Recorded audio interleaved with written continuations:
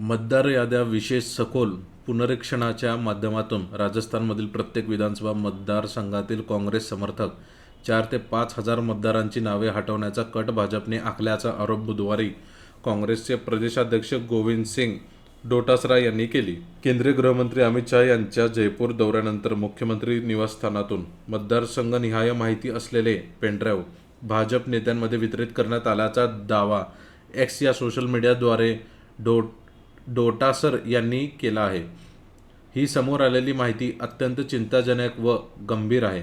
काँग्रेसचे मतदार कमी करण्यासाठी केंद्र सरकार व भाजपने सर्वोच्च पातळीवर एक सुनियोजित कट रचला आहे. मुख्यमंत्री कार्यालयातून वितरित केलेल्या मतदारसंघनिहाय माहितीच्या आधारे SIRच्या अंतर्गत 15 जानेवारी या अंतिम आक्षेप मुदतीपूर्वी काँग्रेसची मते वगळण्यासाठी उपविभागीय अधिकारी कार्यालयांमध्ये मोठ्या प्रमाणात भाजपतर्फे अर्ज सादर केले जाणार आहेत.